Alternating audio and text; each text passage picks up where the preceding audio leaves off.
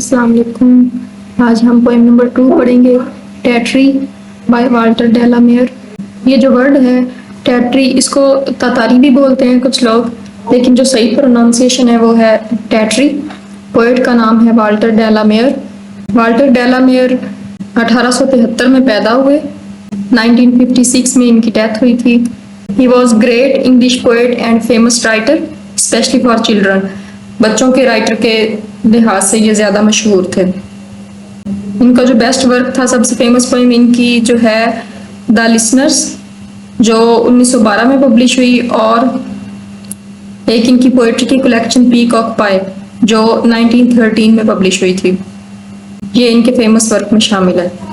Poem को पढ़ने से पहले मैं आपको थोड़ा सा बता दूं कि टैट्री जो वर्ड है इसका क्या मतलब है। जो एंशियंट यूरोप के लोग थे उनको तब एशिया के बारे में इतना नहीं पता था, तो जो ये सेंट्रल एशिया का रीजन है और यूरेशिया जिसमें टर्की, रशिया के कुछ इलाके वगैरह शामिल हैं, इस ज़मीन को ये लोग एक इमेजिनरी लैंड तस्वर करते थे। Tartary is the historical name of a region indefinite extent in East Europe and Central Asia.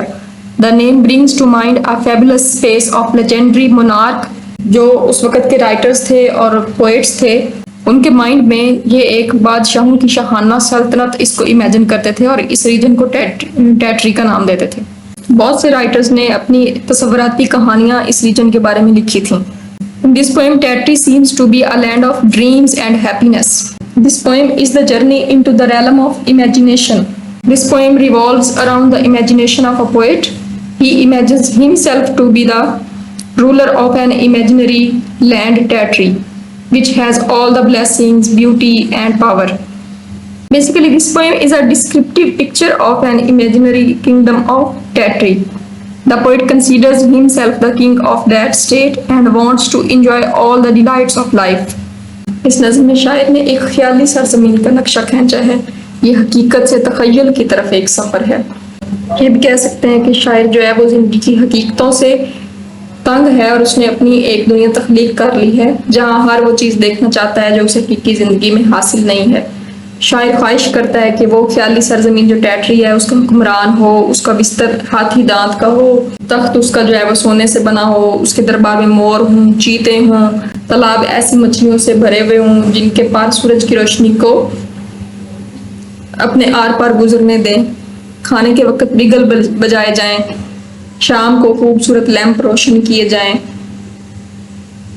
तो ये एक पोएट की इमेजिनेशन है, एक रोमानवी पोएम इसको कह सकते हैं, रोमांटिक पोएम। टैट्री जो है तखयलाती जगह, गैर हकीकी जगह, इमेजिनरी लैंड, अनरियल प्लेस जो है ख्यालों की एक दुनिया, उसको टैट्री कहते हैं। वाल्टर डेलामेयर पोएट का नाम है।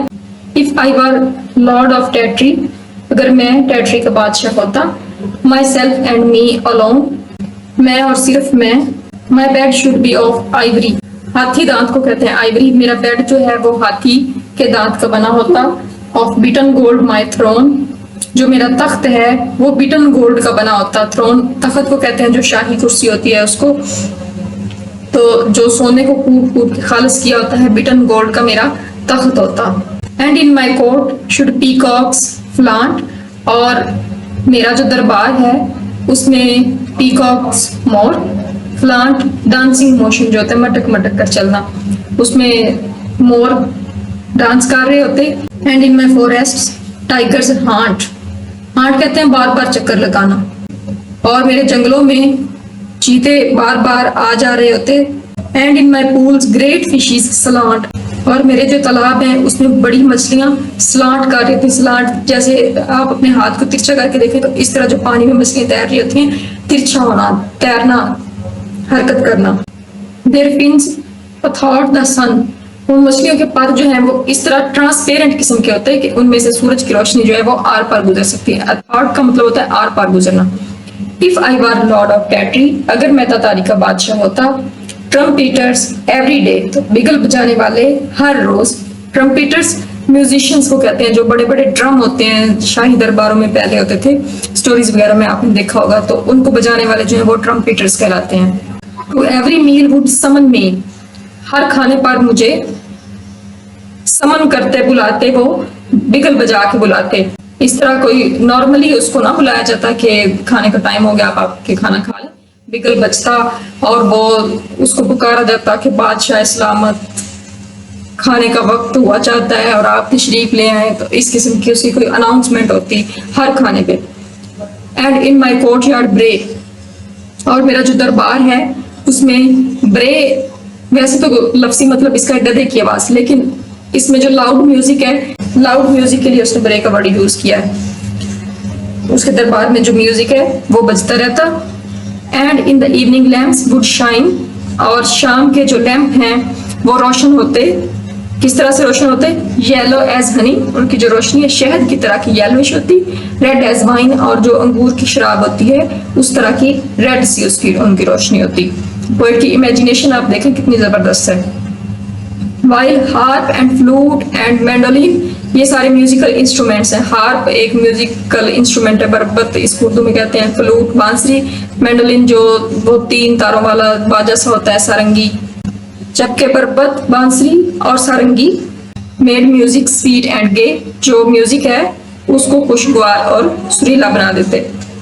ये जो इंस्ट्रूमेंट्स हैं इनकी मदद से जो म्यूजिक दरबार में बज रहा था वो सुरीला और लुत्फअंदोज और खुशगवार हो जाता, कानों में रस घुलने वाला। If I were lord of Tartary, if को आपने याद रखना है कि इफ जो है this is used for desire. वैसे तो आई के बाद बहुत आता है, लेकिन इफ के बाद अगर किसी ख्वाहिश का इजहार किया गया हो तो उसके बाद भी हम बार यूज करते हैं। ये एक कंडीशन है। If I were lord of Tartary, अगर मैं ततारी का बादशाह होता, I would wear a robe of beads. ये जो आई के बाद अपोस्ट्रोफी और डी लगा हुआ है, ये है आई वुड। ये कॉन्ट्रैक्शंस हैं, जो ग्रामर की प्लेलिस्ट है उसमें ये जब कॉन्ट्रैक्शन का टॉपिक आएगा तो हम इनको डिटेल से पढ़ेंगे कॉन्ट्रैक्शन कौन कौन सी होती हैं। I would wear a robe of beads, जो एक शाहाना लिबास होता है उसको रोब कहते हैं, चोगा जिसको कह सकते हैं। I would wear a robe of beads, मैं मोतियों से भरा हुआ एक चोगा पहनता। White and golden and green they would be, वो जो मोती हैं उसके ऊपर लगे हुए वो व्हाइट होते, गोल्डन होते और ग्रीन होते। And clustered thick as seeds, और इस तरह क्लस्टर में होते, झुरमट में होते, इतने घने होते जैसे बीज होते हैं। And earth should when the morning stars, और सुबह के सितारे के कम होने से पहले। आई वुड डन माई रोब एंड सिमीटर, मैं अपना जो लिबास है वो ज़ेब-ए-तन करता। सिमीटर एक छोटी सी खामदार तलवार को कहते हैं जो बादशाह ने अपने वो ड्रेस के साथ, अपने बेल्ट के साथ लटकाई होती है। तो मैं अपना लिबास पहन लेता और जो शमशीर है वो उसको लटका लेता। And zebras 7 should draw my car, और जो 7 ज़ेब्रा हैं वो मेरी बग्गी को ड्राइव करते, उसको खींचते। थ्रू टेट्रीज डार्क ग्लेड्स, जो टेट्री के जंगल के बीच में जो खुला मैदान होता है उसको कहते हैं ग्लेड्स। जंगल के बीच का जो रास्ता होता है, टेट्री के अंधेरे ग्लेड में से वो मेरी बग्गी को लेके गुजरते। ये इस पोएम का लास्ट स्टैंजा है और ये इंपॉर्टेंट भी है। Lord of the fruits of Tartary, Tartary के फलों का बादशाह होता। हर रिवर्स सिल्वर पेल, उसके दरियाओं का, उसके सुनहरे और जर्द दरियाओं का। अब यहाँ पे पोएट की इमेजिनेशन चेक करें, जो उसके दरिया हैं उसका पानी जो है वो सिल्वर होता और उसमें थोड़ा सा येलोइश कलर भी शामिल होता। उसके चांदी जैसे और जर्द दरियाओं का भी मालिक होता। यहाँ पे हर जो है वो शी का पोसेसिव प्रोनाउन नहीं है, यहाँ पे हर से मुराद वो टेट्री की लैंड है। Lord of the hills of Tartary, Tartary की पहाड़ियों का बादशाह होता। ग्लेन, ग्लेन एक तंग जो छोटी वादी होती है उसको कहते हैं। थिकेट जो झाड़ियों के झुंड का एक सिलसिला होता है उसको कहते हैं।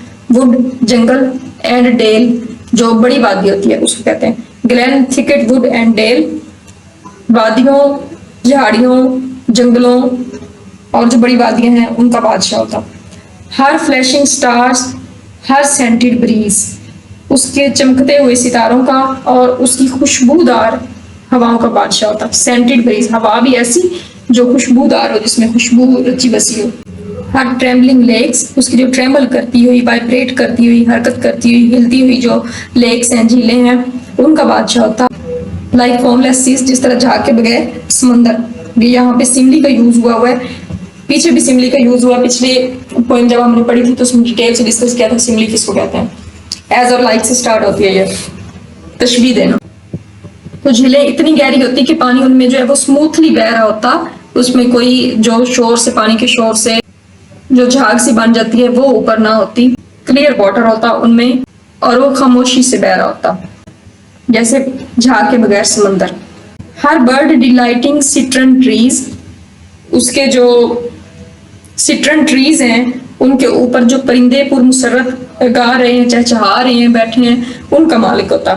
सिट्रन ट्रीज एक चकोतरे का दरख्त होता है, ये एक लेमन की तरह का फल। इसके जो लीव्स होते हैं वो बहुत डार्क ग्रीन होते हैं और जो ऊपर ये फल होता है वो लेमन की तरह का होता है। उसकी इमेजिनेशन देखिए, सिट्रन ट्री है, उसका जो फल है वो येलो होगा और उसके ऊपर कलरफुल बर्ड्स बैठे हुए होंगे, तो उनका भी वो बादशाह होता। अब यहाँ पे ये जो हर इधर यूज हुआ है 3 लाइंस पे, इसको हम कहते हैं एनाफोर। पोएट्री में जब एक ही वर्ड से कोई लाइन बार बार स्टार्ट हो रही हो तो उसको हम कहते हैं एनाफोरा। इन एवरी पर्पल वेल, उसकी हर अरगवानी वादी का बादशाह होता। वो इनकी ट्रांसलेशन और उसका जो मफहूम है स्टैंजास का वो हमने डिस्कस कर लिया है। अब हम इसके इंपॉर्टेंट क्वेश्चंस को देखते हैं। अब देखते हैं कि इसके जो फीचर्स हैं, फिगर ऑफ स्पीच हैं पोएम में, वो कौन कौन से यूज हुए हैं। पिछली पोएम जब हमने पढ़ी थी तो कुछ स्टूडेंट्स को ये प्रॉब्लम हो रही थी। जाहिर है जब आप एकदम से इंटर के बाद बीए में आते हैं तो थोड़ा सा सिलेबस लेंथी हो जाता है और समझ नहीं आती कि इसको किस तरह से हैंडल करें। ज्यादातर ये प्रॉब्लम्स प्राइवेट स्टूडेंट्स होते हैं उनको होता है कि इतनी ज्यादा पोएम्स हैं तो रेफरेंस टू कॉन्टेक्स्ट आएगा तो हमें कैसे पता चलेगा ये कौन सी पोएम्स में से हैं। तो थोड़ी तो मेहनत हमें करनी पड़ती है। आप इस पोएम की ट्रांसलेशन हमने पढ़ लिया, 2-3 दफा इसको रीड करें तो ये माइंड में रह जाता है कि जब आपके सामने वो लाइंस आती हैं तो पता चल जाता है ये कौन सी पोएम में से आई हुई है। ये सैंपल के तौर पे इसका जो लास्ट स्टैंजा है वो मैंने लिया है और उसका रेफरेंस टू द कॉन्टेक्स्ट और एक्सप्लेनेशन लिखी है ताकि आपको आइडिया हो जाए कि पेपर में आपने किस तरह से लिखना है। Her flashing stars, her scented breeze, her trembling lakes like foamless seas, her bird delighting citron trees in every purple vale. अगर ये स्टैंजा आता है तो रेफरेंस टू द कॉन्टेक्स्ट तो पूरी पोएम का सेम ही होगा। इस पोएम में से अगर कोई भी स्टैंजा आ जाता है, जरूरी नहीं कि यही हो, आप उसका रेफरेंस टू द कॉन्टेक्स्ट इस तरह से लिखेंगे और उसके बाद फिर जो लाइंस दी हुई होंगी उनको एक्सप्लेन करेंगे। इसके रेफरेंस टू द कॉन्टेक्स्ट में आप लिखेंगे these lines have been taken from the poem Tartary by Walter de la Mare. This poem is a journey into the realm of imagination. The poet imagines himself as a ruler of Tatry, an imaginary romantic land. He says that Tatry is a beautiful, rich and fertile land full of many delights and pleasures. आप इसका screenshot भी ले सकते हैं और इसको बाद में आराम से 1-2 दफा रीड करेंगे तो आपको पता चल जाएगा कि रेफरेंस टू द कॉन्टेक्स्ट कैसे लिखते हैं किसी भी पोएम में। ये रेफरेंस टू द कॉन्टेक्स्ट तो ये पूरी पोएम का सेम होगा। इस पोएम में से जो भी लाइंस आती हैं रेफरेंस टू द कॉन्टेक्स्ट तो इसी तरह का होगा। उसके बाद आप इन लाइंस को एक्सप्लेन करेंगे। In the given lines, the poet tells us more about Tatry, the imaginary romantic land. He says that in the land, the sky would be full of bright stars, the breeze would be fragrant, the rippling water of the lakes would present a charming scene. तो ये सारा आप इसको screenshot ले लें और इसको बाद में आप पढ़ लीजिएगा आराम से। कोई इसमें इतनी मुश्किल बात नहीं है, जैसे हम फर्स्ट ईयर में पोएम्स पढ़ी थी उसी तरह ही है ये। आपको थोड़ी सी अपनी रीडिंग हैबिट्स को बढ़ाना होगा, वोकैबुलरी को इम्प्रूव करना होगा और सेल्फ राइटिंग पे फोकस करना होगा। एरर फ्री आप लिखें, अपना जो ग्रामेटिकल एक्सप्रेशन है उसको ठीक करें, तो कोई इतनी मुश्किल बात नहीं है। अब आप ग्रेजुएट होने जा रहे हैं तो थोड़ी तो मेहनत करनी पड़ेगी। इस पोएम का थीम हमने डिस्कस कर लिया है और पोएट ने इसमें एक जबरदस्त किस्म की कलर स्कीम डिस्कस की हुई है। Yellow, red, white, golden, green, dark, silver, pale, purple, ये सारे कलर्स का जिक्र उसने किया हुआ है। और एक इमेजिनेशन है, इमेज है, और इसमें जो इमेजिनेशन है वो सेंसुअल इमेजरी है। सेंसुअल इमेजरी ऐसी इमेजरी को कहते हैं जिसको जब हम पढ़ रहे होते हैं तो वो हमारे सामने चलता फिरता अक्स उस चीज का नजर आता है, हमारे 5 सेंसेस को वो चीज अपील करती है। जैसे उसने ये लिखा कि येलो एज हनी, तो ऐसा लगता है जैसे हम शायद को टेस्ट कर रहे हैं। इसी तरह जब वो कहता है कि सिट्रन ट्रीज के ऊपर रंग बिरंगे जो है वो परिंदे बैठे हुए होंगे तो हमें ऐसे लगता है जैसे हम उन कलरफुल बर्ड्स को अपनी आंखों के सामने देख रहे हैं, उनको टच करता हुआ हमें फील होता है। तो इसमें पोएट ने सेंसुअल इमेजरी पेश की और ये एक रोमांटिक पोएम है, इसमें कोई थ्रू आउट पोएम में कोई टेंशन नहीं है, कोई परेशानी नहीं है, एक ख्वाबों की दुनिया में शायर रह रहा है, रोमानवी नज्म है ये। इसमें जो क्वेश्चंस बन सकते हैं expected questions, discuss the poem Tartary as a romantic poem. Tartary किस तरह से एक रोमानवी नज्म है, इसको आपने डिस्कस करना है।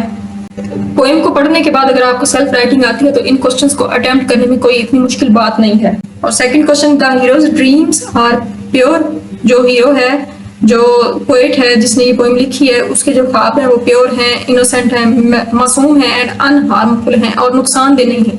इलेबोरेट। इन दोनों क्वेश्चंस का आंसर तकरीबन मिलता जुलता होगा। आप उसको लिखेंगे Tartary is a romantic poem because it is visionary and imaginative. It appeals to our emotions and senses. The poets or the hero's dreams are pure, innocent, and unharmful. Tetree is an imaginary land somewhere in the east. He wishes to go to this land and be its ruler.